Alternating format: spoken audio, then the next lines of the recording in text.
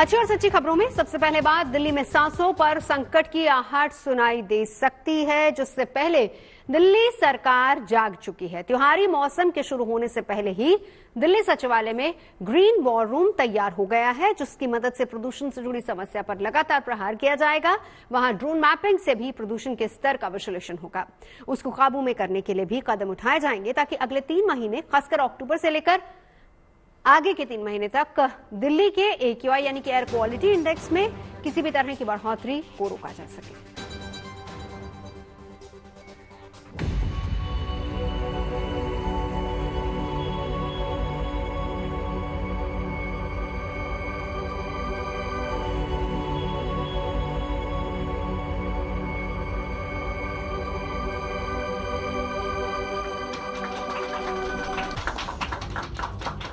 दिल्ली की सांसों पर संकट आए उससे पहले ही सरकार सतर्क हो गई।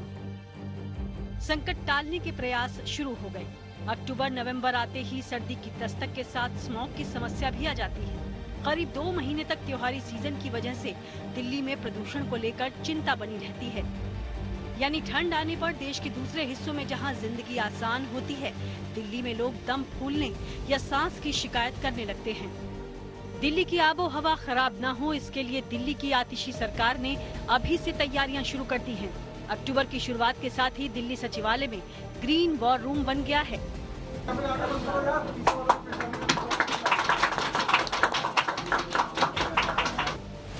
इस ग्रीन वॉर रूम का मकसद सर्दी के मौसम में प्रदूषण पर लगाम लगाना है।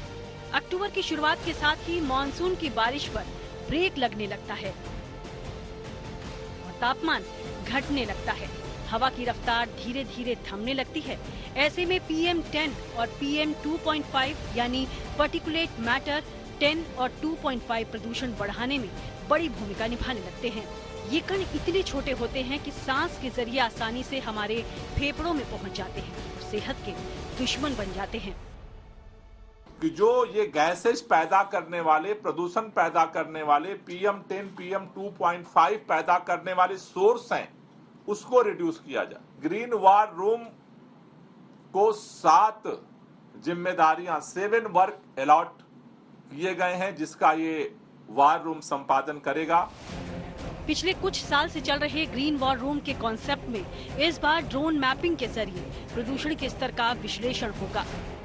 इस वॉर रूम को संचालित करने के लिए 8 सदस्यीय पर्यावरण विशेषज्ञों की टीम जो है वो यहाँ पर लगाई गई है। इस पूरे टीम का जो मुख्य तौर पर 7 कार्य निर्धारित किए गए हैं, 7 टास्क इनको दिए गए हैं, जिसमें नया जो काम वॉर रूम में जुड़ रहा है वो है ड्रोन मॉनिटरिंग का जो डेटा होगा उसको एनालाइज करना। साथ ही साथ जो रियल टाइम सोर्स अप्रोचमेंट स्टडी है उसका फीड भी यहाँ पर आएगा। जो दिल्ली के अंदर हॉट स्पॉट्स हैं उनका जो सिचुएशन एनालाइज करना है, AQI को एनालाइज करना, जो पराली की घटनाएं होती हैं सैटेलाइट डाटा से उसको एनालाइज करना। दमघोंटू हवा पर लगाम लगाने के लिए स्थापित ग्रीन वॉर रूम मॉनिटरिंग के साथ ग्रीन दिल्ली ऐप से मिलने वाली शिकायतों का निपटारा भी करेगा।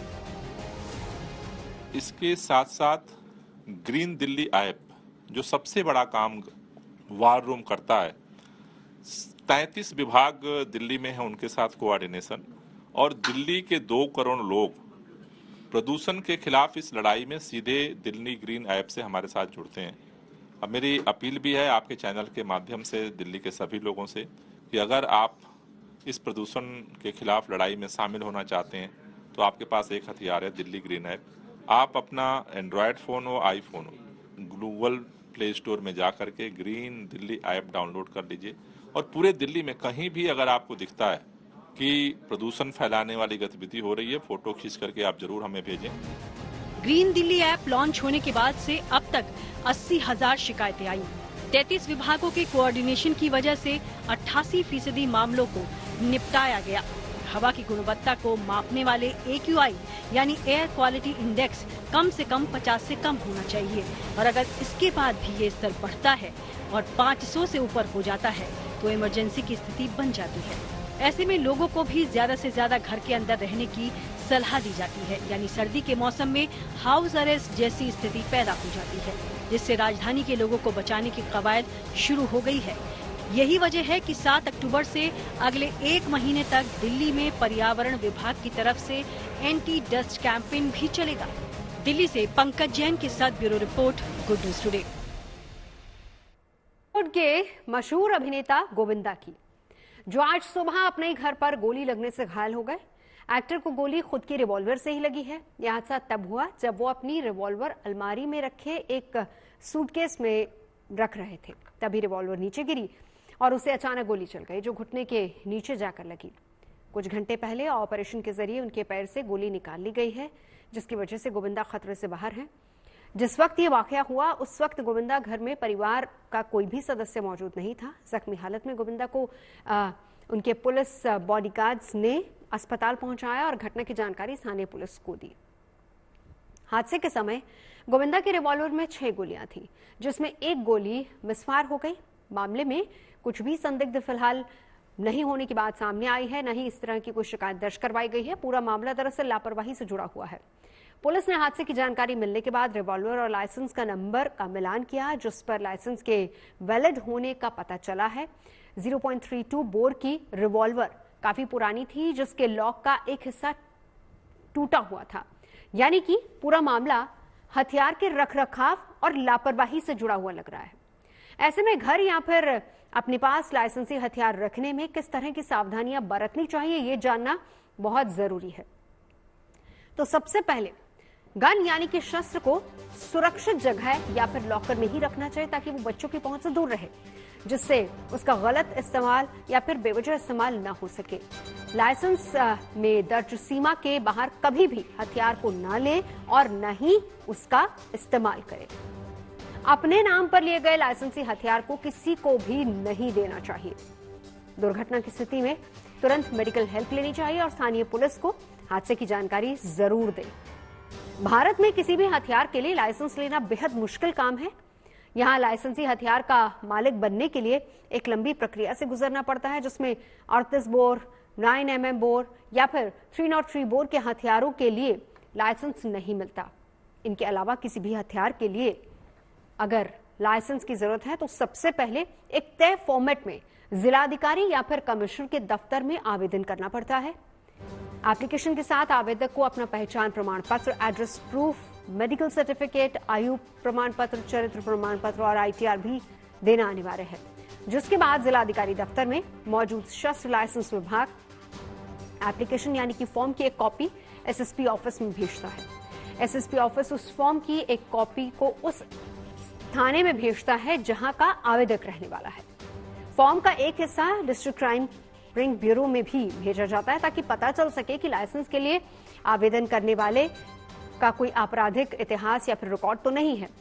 जांच पूरी करने के बाद थाने और DCRB की रिपोर्ट SSP जिला कार्यालय को भेजी जाती है, जिसके बाद ही आवेदन करने वाले से जिलाधिकारी मिलते हैं। इस मुलाकात के दौरान लाइसेंसी हथियार लेने की इच्छुक शख्स को यह बताना होता है कि आखिर उसे हथियार क्यों चाहिए, किससे और क्यों उसे जान का खतरा है।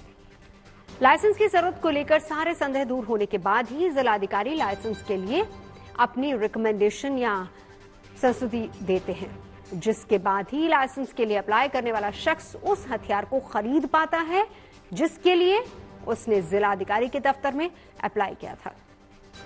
सरकार की तरफ से रजिस्टर्ड दुकानों से ही आवेदक हथियार खरीद सकते हैं।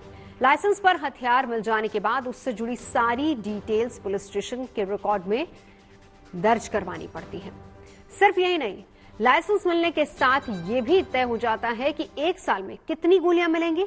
लाइसेंस धारक को गोलियों का भी हिसाब देना होता है, यानी लाइसेंसी हथियार रखने वाले शख्स कहीं गोली चलाता है तो उसे रिकॉर्ड के तौर पर खोखा भी रखना होता है और उसी आधार पर प्रशासन की तरफ से नई गोलियां दी जाती हैं। सरकारी नियम शर्तों का पालन नहीं होता तो फिर प्रशासन की तरफ से लाइसेंस रद्द भी कर दिया जा सकता है, और यही वजह है कि भारत में उस गन कल्चर को बढ़ावा नहीं मिला है। अब अयोध्या में उत्सव की 2 तस्वीरें हम आपको दिखाते हैं। रामनगरी में नवरात्र की तैयारी जोरों पर है। मां दुर्गा की मूर्तियों की साज सज्जा का काम तेजी से चल रहा है। 3 अक्टूबर से नवरात्र पर्व शुरू होगा। लेकिन अयोध्या की सबसे पुरानी रामलीला का शुभारंभ भी हो गया है। साथ ही दूसरी रामलीला की तैयारी भी है।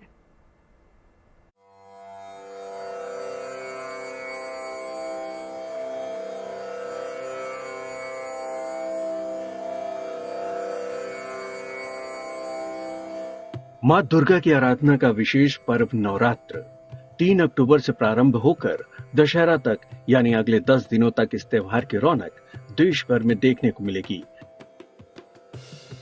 जिसकी भव्य तैयारियां लगभग पूर्णता की ओर हैं। प्रभु श्री राम की नगरी अयोध्या में भी शारदीय नवरात्र की तैयारियां जोर शोर से चल रही हैं। नवरात्र को लेकर मां दुर्गा की प्रतिमाएं बनाने का काम तेजी से चल रहा है। कलाकार मूर्तियों की साज सज्जा में जुटे हुए हैं। यहाँ मां दुर्गा के साथ ही अन्य देवी देवताओं की प्रतिमाएं भी बनाई जा रही हैं, जिनकी नवरात्र के दौरान मां दुर्गा के साथ ही पूजा की जाती है। वहीं रामलीला के आयोजन को लेकर भी विशेष तैयारियां चल रही हैं। अयोध्या की सबसे पुरानी बताई जाने वाली रामलीला का तो शुभारंभ भी हो गया है।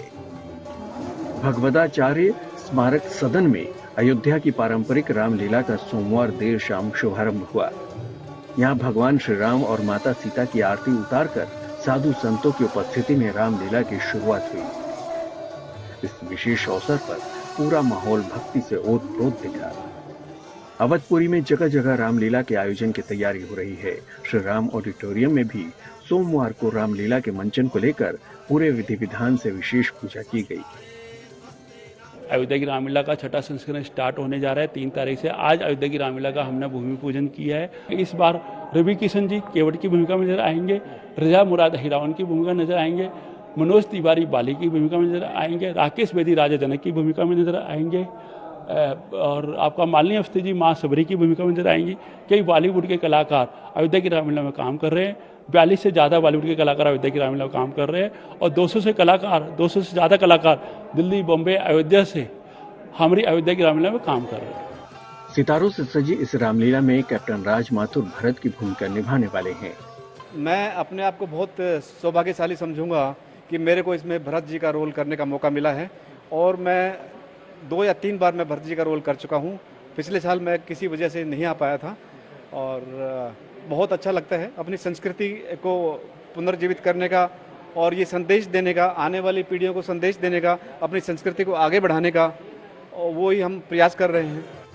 आयोजकों के अनुसार पिछले साल 36 करोड़ से ज्यादा राम भक्तों ने अयोध्या की रामलीला का आनंद लिया था और इस बार 50 करोड़ लोगों तक अलग अलग माध्यमों से इस रामलीला को पहुंचाने का लक्ष्य है।